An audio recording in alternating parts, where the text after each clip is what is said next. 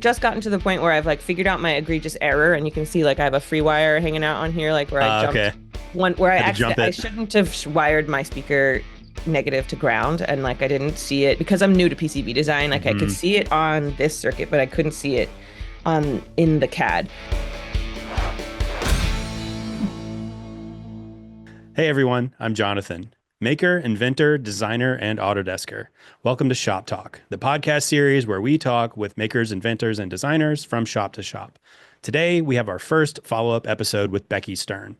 Becky was in one of our first episodes. She teased some new projects she was working on at that time, and we're following up to see what she's up to. Let's dive in. Okay, Becky Stern, welcome back. You're our first guest to be back for a second episode. Congratulations. Thanks for having me. Last time you were here, we were talking about a new consumer product you were working on. And then a couple weeks ago, I was looking at your YouTube channel and I realized that you had released it. So I thought we should definitely have you back and learn more about it and kind of show the audience what you're up to. Yeah, great. Glad to be here. Yeah, it's good to have you back. I'm excited. You've been busy and you've got some cool new stuff we want to talk about and some stuff you kind of alluded to next time. So yeah, I've been looking forward to it. How's the weather out there? You doing okay? Is it terrible yet? It's just how I like it. Yeah, keeping you indoors. Yeah, that's how you like it. Yeah, right now it's kind of like rainy and blah, but yeah, I don't mind the cold. I had a friend who lived in Brooklyn, and I spent some time with him there over the winter, and he'd gotten a ticket for having trash out in the wrong colored bag, right? And right next to the trash he got the ticket for, there was a pile of snow about chest high with a dead rooster on top of it that was just there like all winter, basically. I'm like, oh wow, this place is exactly what everyone says it is. Yeah, we have had some trash reform, okay? Like we have Yeah. to use bins now Oh wow. for our roosters and our regular trash. I love it. It's just there's just no place like it. It's so fascinating. It's such a, I don't know. It's a cliche, but it's this crazy melting pot that like still works somehow. It's just so cool. You can kind of find anything there. It's so odd and everything's just, Except for around electronics components in person. except for electronics Those components. stores do Yeah. no longer exist. People don't There. want overpriced Radio Shack parts more than they want live chickens. Yeah. Well, I guess if I had to choose, I probably would go with the overpriced Radio Shack parts if I'm honest, but maybe Well, that's it not meant everybody that in the there was neighborhood. this brief time when all of the stores were going out of business and like places snatched up the drawers. So Uh, like at the place I teach at School of Visual Arts and my hackerspace NYC Resistor both have like sets of old Radio Shack drawers that they use for electronics component storage, and so like the feeling is not lost. yeah, it's still familiar. Mhm. I used to love that when I was a kid. The Radio Shack by my house was it was like that. I mean, it had everything. It had big bins of those giant resistors with the through hole things and like basically all the components you need to make a stereo at least, right? Yeah, I remember buying audio jack. Like, oh no, I need an urgently. Yeah. Now I teach electronics, and I have to, I mean, I pre-order a bunch of stuff for my students. They have like a kit of things, but then yeah, they have to order online. But such is life these days anyway. So learning how to order things online is an important skill also. Yeah. Yeah. We should talk about that too. I mean, maybe that's a good segue into your product. But last time we talked, you had this what was it? I guess like a textile electronics kit, right? That you'd been selling for a while. And one of the products was a battery holder. There you go. Yeah, the Yeah, my Becky LED Stern sewing LED kit. sewing kit. There we go. Yeah. Which has these battery holders inside. Yeah, and previously you'd had them done with a like a quick turnaround prototyping service where they do the boards for you, but like you can't choose the color, and Oh the no, I was straight up buying them on Amazon. oh, okay. I Yeah. see. So I mean, so yes, I couldn't choose the color and Right. Yeah, because if I you'd done it on something like one of those services I'm talking about, it would have been really expensive. Like there's no way you would have been able to sell them, right? sure. Yeah. And then okay, so then you've gone from that to making your own consumer product. Could you tell us like why you decided to do that first? I mean, it's like branding and profit margin. I get like it's about the same price for me to make them And I don't make them in such high quantity, but mainly I wanted a black circuit board for my product. And the ones I was buying were clones, right? They're like it's an open source SparkFun LilyPad CR2032 battery holder product with a switch on it. And it's got like the circuit board is round, or like the edges are rounded, so it's a really good product. But the volume of sales overall of like this thing is high enough. I guess people use them for stuff that like there is an Amazon seller. Um, or a couple of them selling these purple SparkFun clones. And I wanted a black one. Like I was sick of having purple boards in my kit, really, Yeah. because it's about the same price. Hmm. Um so like that means that they're selling them for about the same that I'm selling them for. Yeah. And that's good. That means that when I got the quote to make like my whole tiled up board, I'm like, I feel like that's the right price because that's how much I end up paying when I buy them wholesale for my kits. But I I'm just also looking to do an easy PCBA project, right? Something where I've never done something where I send off the specs to populate the board before just to make the plain circuit board. So I saw that as like a good like learning project for me before I moved on to making something like that has two sides and like a whole bunch of components because this product only has two components on it, the clip and the switch. Hmm. Yeah. And did you make any other significant changes to the design? I changed the pol like there used to be two positives and two negative connections, and I made it so there's three negatives and one positive, and that's just because having used this product for a long time for projects, I've made a couple tutorials like my Zodiac embroidery project. I don't always want the battery holder in this orientation or this orientation. Sometimes I want it 90 from the intended orientation, and you couldn't Mhm. really do that when the pads were the way they were. And also the if you have like an extra positive connection hanging out that you're not using, it's like I don't know, it could short out more easily. Not that I've had that happen, but yeah, so not really. I just changed one of the Yeah. contacts, and so it was a really easy project because it was open source and made in Eagle in the first place. Hmm.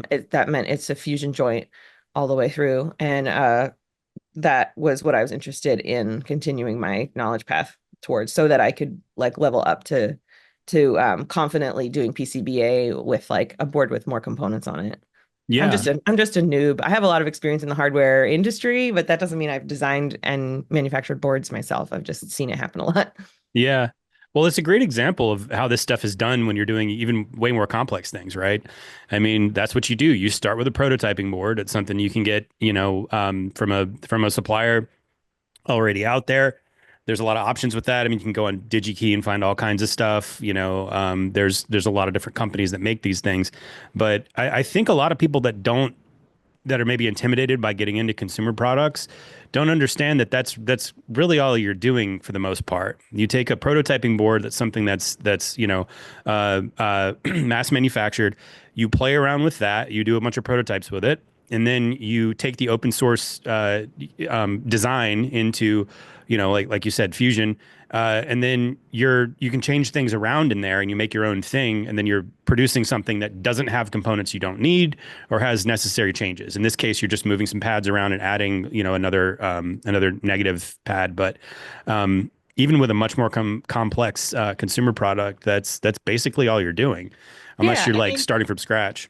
the um I forgot that an important element I wanted to make sure that the quality was good. And there's something about these like particular coin cell battery clips, if they're too short, the pressure and the solder joints aren't great. The battery will eventually like pop the clip off.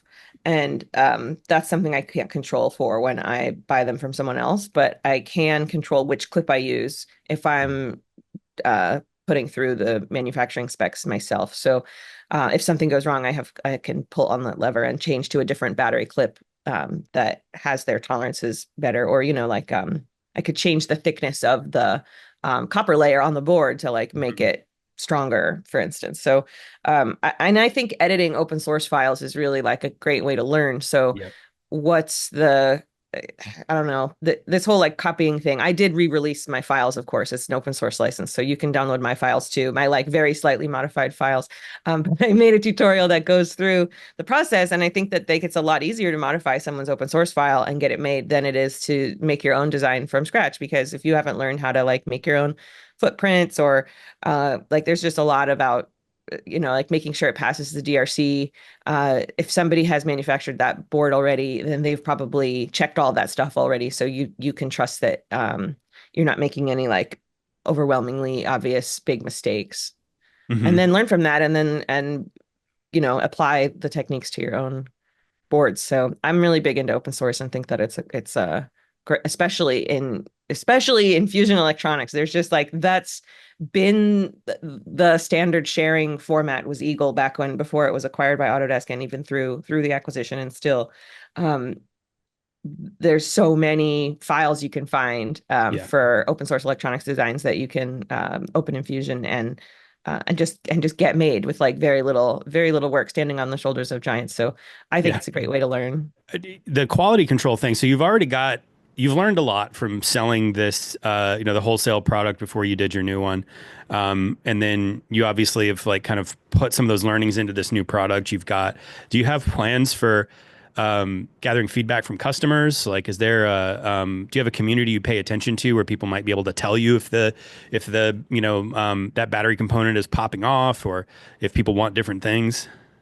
Well, I did the testing in advance to make sure Yeah. that these battery holders aren't popping off. I had these boards for months before I Yeah. sold any of them with batteries in them Yeah. to Yeah. make sure they're So not we can popping trust you. off. So, but this is a craft kit. This Yeah. LED sewing kit is a craft supply. So I'm dealing with people who don't know, like I've never handled a PCB before and wouldn't know um, if it was broken, if it arrived necessarily, so like it's my job to make sure that there is nothing amiss. And the feedback is the successful projects people make with it, right? Yeah. So Hmm. of course it's like regular customer service stuff to make sure you're not shipping a broken product, Yeah. but also of course have like reviews and open lines of communication in place. But Yeah. yeah, I haven't done a specific customer survey. What do you think of the black boards versus the purple boards? Because it's not Right. also people aren't buying a lot of repeats of my product. Yeah. Except as gifts. So I just like to think that now it looks a little bit less forcibly feminine Hmm. by not having to be purple. And also black Hmm. goes with everything. Like if you want to put Right. the battery holder on the outside of your garment, what's going to go better than black? Well, it's really important in textiles, right? I mean, color is a huge part of that. No matter what product you're making, I mean, it's not really something you can ignore. You Yeah, and as could, much as I want to make products that appeal to women and young girls, and the whole lily pad line at SparkFun did that big time, by yeah, making it look like flowers and it yeah, like really does make a difference in getting like young girls into STEM sure, by making something that looks like it's for them. Um, but that said, I don't have this product on a shelf like in a yeah, store. I and like the only thing that changes about the appearance is the color. So uh yeah. yeah, it's just a project I've been wanting to do. It's like been nagging at me that like I didn't make like I could make that part of my kit myself and I hadn't.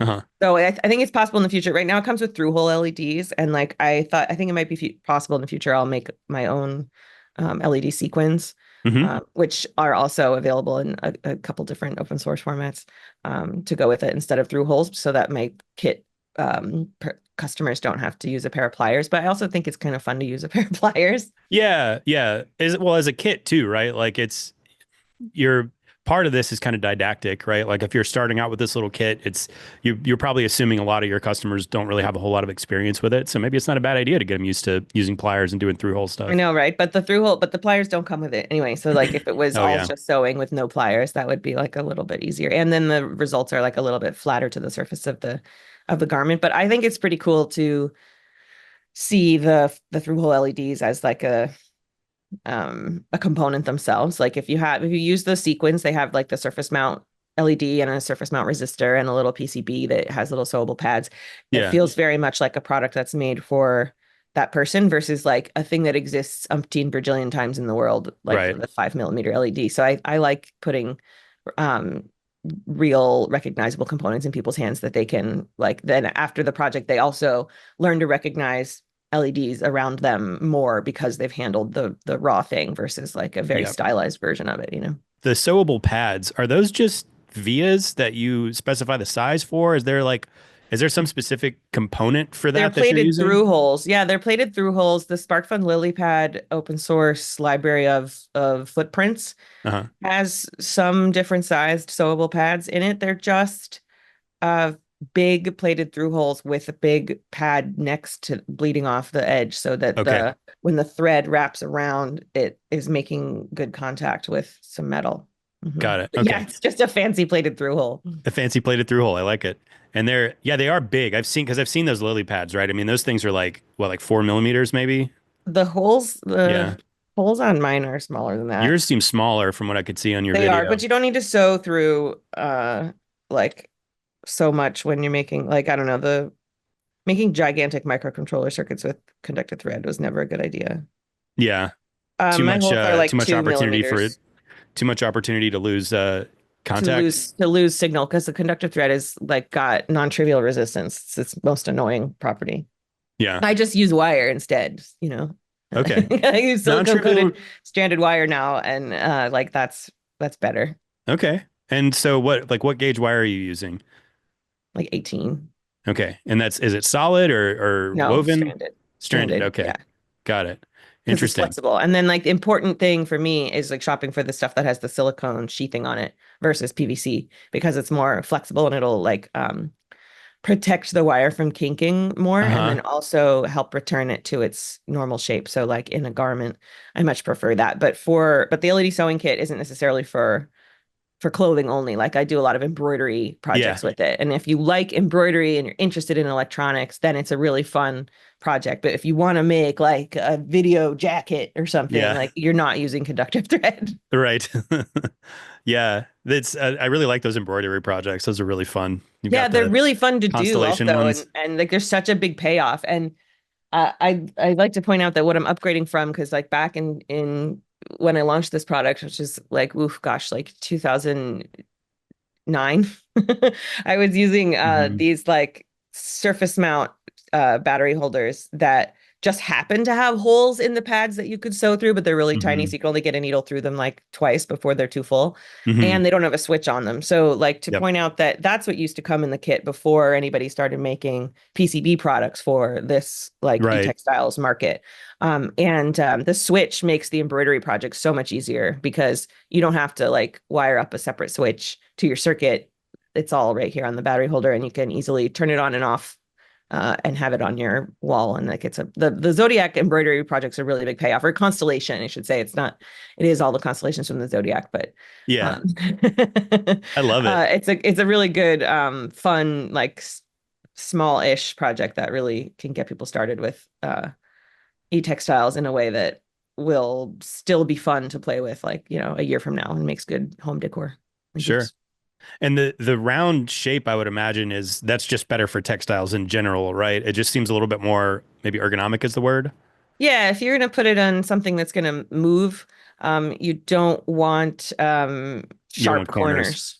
Yeah, and Yep. even if it's not on your body, if it's a plush toy or a handbag or an embroidery on the wall, you don't want sharp PCB edges, you know, Yeah. like tearing at or putting pointy forces on your on fabric. Yeah. What are some of the projects you've seen people making with your kids? You got any favorites?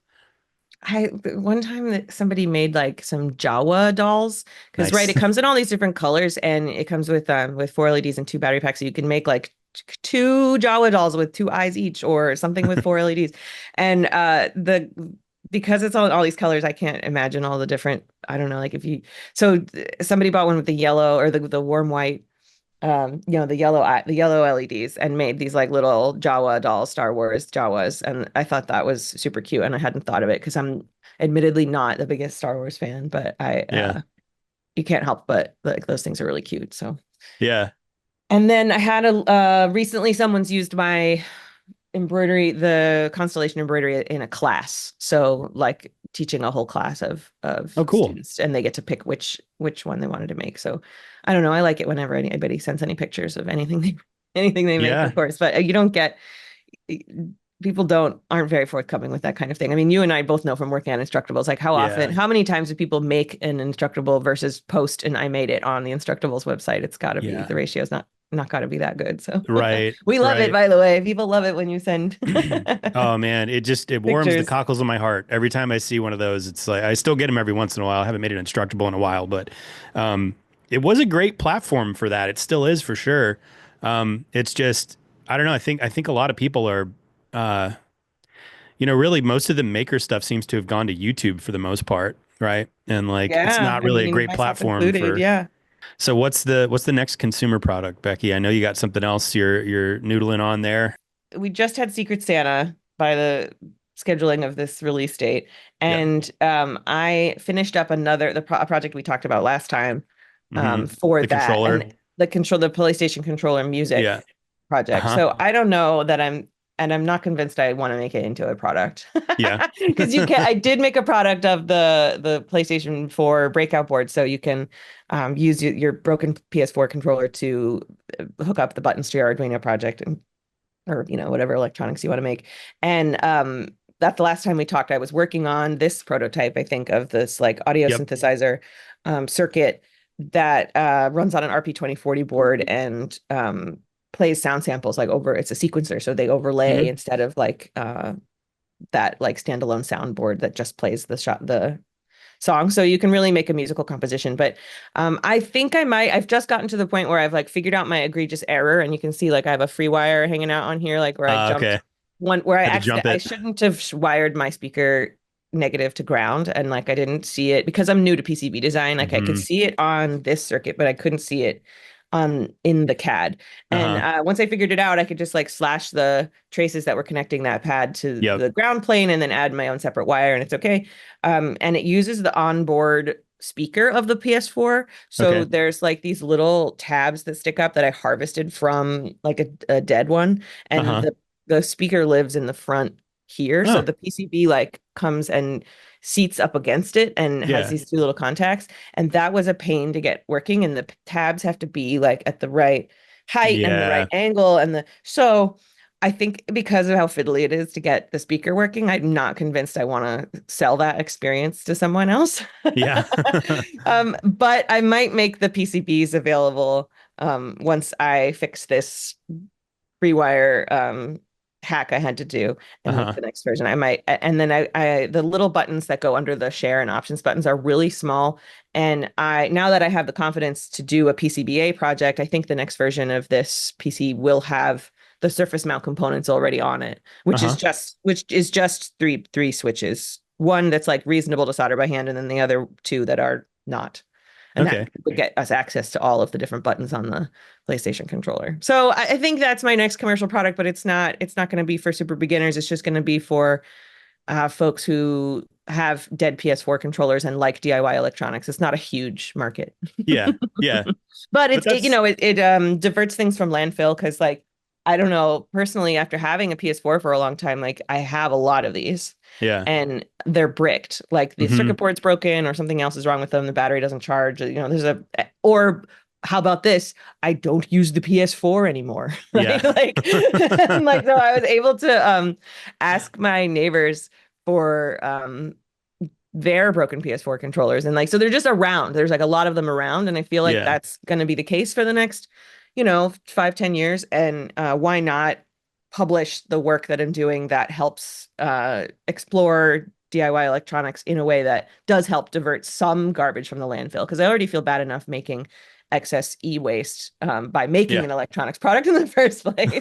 But Yeah. I don't know. I like that I can follow my own interests to create something that like maybe makes some kind of an impact, or at least less of a bad impact, while teaching other people how to make electronics of the future. Because electronics aren't going away, and we have to figure Right. out how to make less e-waste. Yeah. Well, and it certainly does that. And I think we're at a point now with this stuff that I don't know. It's not like an RP 2040, right? I mean, you can do pretty much anything with that chip. I know, and it's so cheap. Like I used to Yeah, be like, oh my gosh, why are you using Python? It's so overkill. Your processor, you don't need yeah, to be using a $20 processor when you could be using a $5 processor. Well, guess what? That processor is $5 now. yeah, So yeah, I can't be a curmudgeon about it anymore. yep. Go ahead and run an interpreter on your microcontroller so that Yeah. you can write in Python. Like fine. Well, and the libraries are insane now. Like Yeah. it's the Uh-huh. I did a product in 2022 when the RP 2040 had just come out, and we this thing was like it was a consumer product we did for the factory. It was this little name badge thing with two buttons and a TFT screen and these connectors where you could interlock the device, right? So Mhm. like this one could fit with this one. Maybe we can make it play Pong back and forth or like pass information back and forth or something like that. It was like this bad like a conference badge thing. And we got it to do a unreliable clock, a single graphic, and you could switch between the two, I think is all we could get it to do. Because the libraries were like non-existent, right? It was a nightmare. And then like 6 months later, you could do anything with this thing now, right? And like with when you get the cost down and there's a community around libraries and coding and all that stuff, it's like it's not just of course like not wanting to put stuff in a landfill. That's obviously good, right? We don't want more waste than we can like avoid, but this stuff is really valuable and we're so used to this stuff being cheap and just like a constant stream on a freight container from China or Taiwan or whatever. But like it's why waste this? I mean, it's so there's so much you can do with it. So I want to commend you for that. I mean, it's to spend your time and try to do that, try to make an impact, however small you think it is. I think it's just a good mindset for people to get into. As a product designer and someone who teaches product design, I- like the idea of reusing a video game controller for just about anything else is like so compelling, Yeah. right? And there are, of course, now they all have Bluetooth and you can connect them to your computer and use them for Uh-huh. your custom Unity build or whatever you're doing. And that's fine. That exists already. Yep. I just want to use it for my Arduino project. Yeah. And that did not exist, right? And I came up against this like it's the membrane keypad material, right? That Uh-huh. plasticky stuff that lives inside and The exists gasket kind inside of. so many different toys. And I Yeah. like there was this major I thought it was going to be so hard to connect to that membrane keypad. And then when I got my first PCBs back and the membrane keypad thing I had designed worked the first time, I was so encouraged that I'm like, oh Yeah. my gosh, I could make a PCB for anything with a membrane keypad now that I know that this works. And Yeah. it's really empowering to gut something that is more advanced, by the way. A lot of people are a little confused about this project when they see it online. They're like, oh, so like it makes you overclock the PS4 controller. And I'm like, no, no, it isn't a PS4 controller anymore. Yeah. But